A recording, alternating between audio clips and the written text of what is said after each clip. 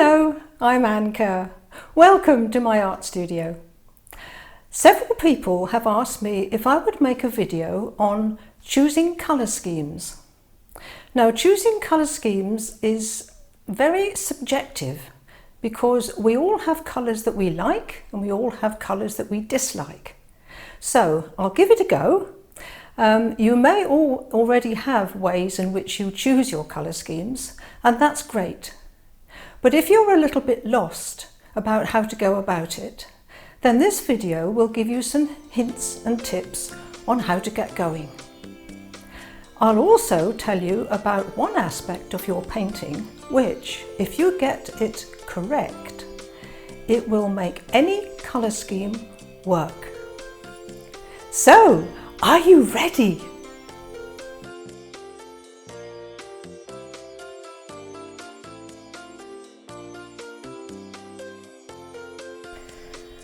It may surprise you to know that we all actually see colour slightly differently. Now, when I was doing a class once, I took 2 sheets of white paper and I painted one of them green and I painted the other sheet of paper a different colour. And then I chopped up the pieces of paper and gave each person a little swatch of the 2 colours. I then gave them 3 blobs of colour on their palettes, exactly the same colours from the same tubes. I gave them exactly the same kind of paper, and I asked them to mix up colours and match those 2 colours. Now, there were 8 people in the class, and I can almost guarantee I had 8 different greens and 8 different purpley pinks. And they were all quite convinced that they had got a perfect match. And that just shows that even though the differences were very small, we all see colour slightly differently. Now, in this video, I'm just going to give you some hints and tips on how you can choose colour schemes.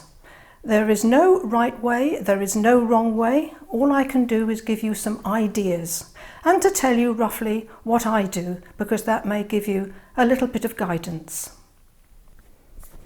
Now, one way that you could choose your colour scheme is, of course, to use the colour wheel.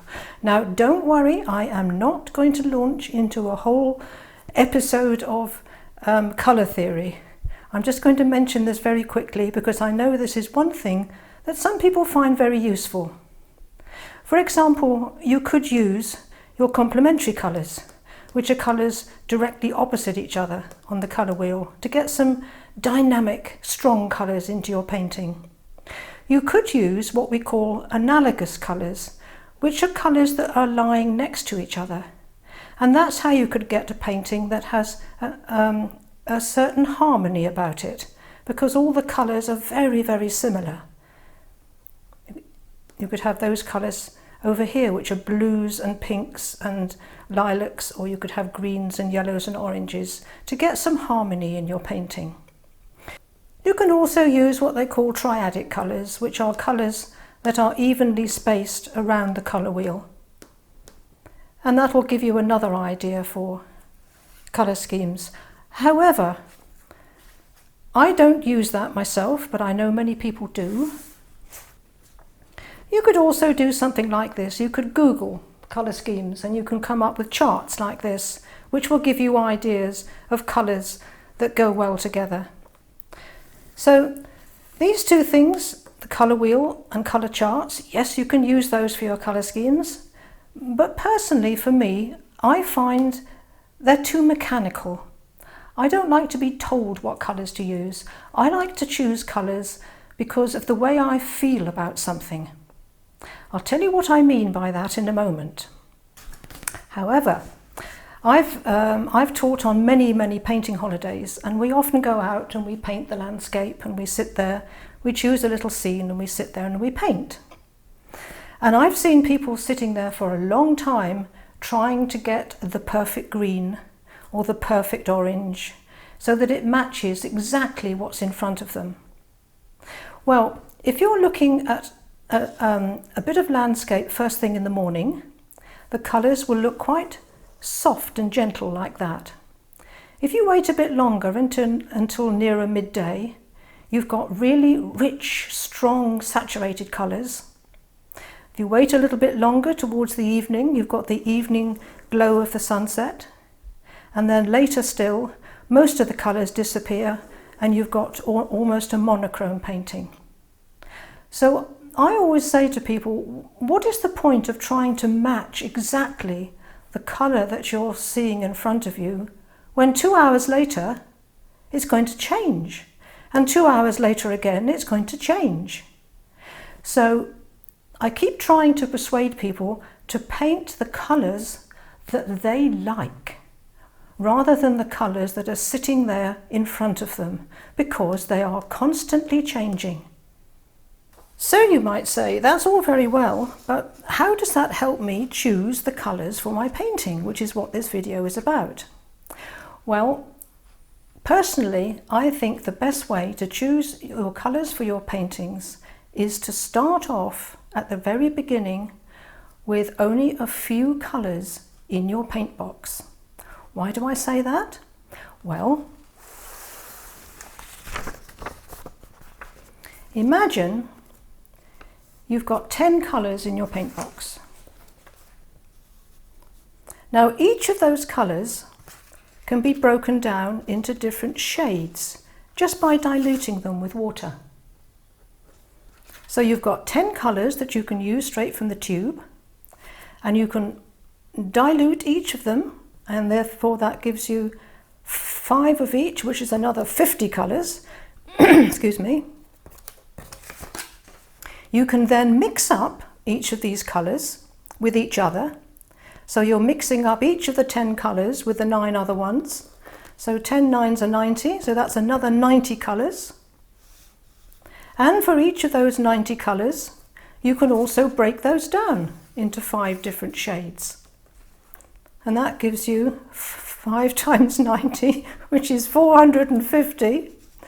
So by just having 10 colours in your paint box, you can produce 600 different colours. And I could go on. You've just produced these extra 450 here. What's to stop you breaking those down into 5 different shades and having even more? Now don't get silly, Anne. Let's stick with the 600.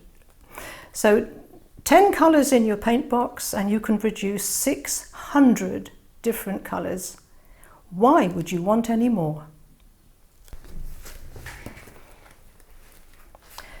People say, well, if you've got only 9 or 10 colours in your paint box, all your paintings are going to look the same. Well, let me show you something. Would you say that these paintings look the same? They're all done from the same paint box. You recognise some of these from my YouTube videos. All these are done from the 10 basic colours in my paint box. Now, I don't think by any stretch of the imagination you could say that they all look the same. Now, I did say at the beginning of the video that there is one ingredient that will make all your colour schemes work for you. And that one magic ingredient is what we call tonal values. Let me show you something. This little picture, and if you've watched some of my other videos, you will have come across this before. This little picture was painted with one colour, but it's different tones of that colour. Here are all the different tonal values. And because I've used all these tonal values in this picture, it works. You've got very soft muted colours in the background with the little soft edges, and you've got medium dark values in the middle ground, and then you've got the strong contrast of the dark against the light in the foreground. And as long as you get your tonal values correct in your paintings, whatever colour scheme you choose will work for you. So before you do a painting, what you really ought to do is a little thumbnail sketch. Put your darks in, put your lights in, and then when you come to do the painting, you're not going to make any mistakes. Now this picture with its strong tonal values, I could do that in any colour I liked and it would work. So I played around on the computer and look, I've produced it in green, I've done it in red, I've done it in blue, and every one of those work. I've never seen a landscape that colour, and I've never seen a landscape that colour. But because the tonal values are right, the pictures will work. So going back to this one, I could use almost any colour scheme I like in there. Not just one colour like I did on here, but I could use lots of colours in here, and providing I've got these tonal values correct, the colours are not that important. Your picture will still work. Here I quickly did a quick painting of this with just one tone. So it's more or less this all the way through. Now it wouldn't matter what colour scheme I had for this. I could have the best colour scheme in the world. It won't work. Because I've got no strong contrast, I've got no tonal values, so the colours will make no difference at all to this. It'll still be a pretty flat and uninteresting painting. But get your tonal values in and you can almost use any colour you want to. So how do we actually choose our colour scheme? Remember this? Now what I suggest is that you take your paint box right down to a basic number of colours. My basic number of colours is 9 or 10. I've got 3 reds, 3 yellows, 3 blues and the odd earth colour and maybe indigo, and that's my basic paint box. I do 90% of my work with those colours. Then what I suggest you do is that you get yourself a sketchbook or some scrap paper will do if you don't have a sketchbook. And I suggest that you make an area wet and you go to your paint box and you drop in some of your colours.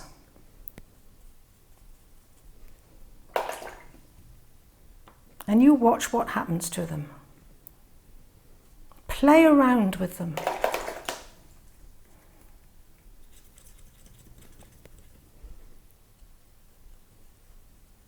And if you like what you see, then write down the colours that you've used and keep that as a reference.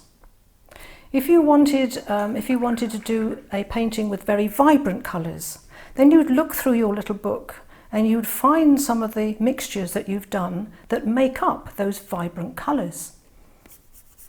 You could have an area of the book for vibrant colours. You could have an area of the book for quiet, calming colours. You could have another area for mysterious or dramatic colours. Play around with them and just see what happens.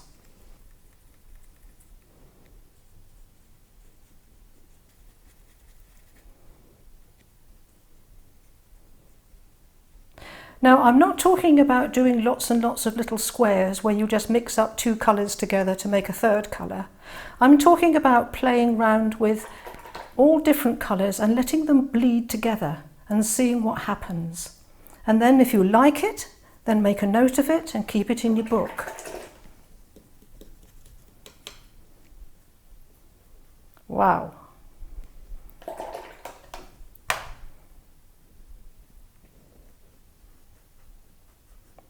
And then the next time you're going to be doing a painting, you think, oh, wow, I think that would look really good for what I'm going to be doing. I think I'll choose that colour scheme. And you've got written underneath exactly what those colours are.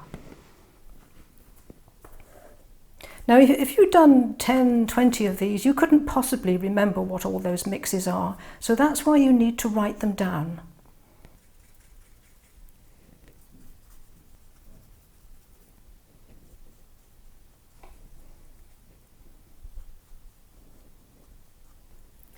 Now, to me, that's a much more exciting way of choosing a colour scheme than going through colour wheels and colour charts. Play around with the colours that you've got in your paint box, because what you've got will be totally different to what I've got.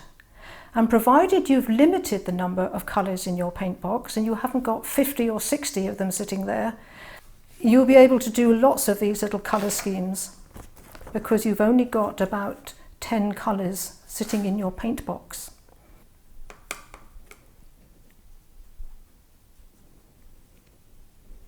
That's rather lovely, I like that. Here's a few more for you. I'm just playing around with my colours. I like that, I like that. Not keen on that, so that's one that I would mark with a big cross. And here I would actually write down the colours that I've used, especially that one. I think that's lovely.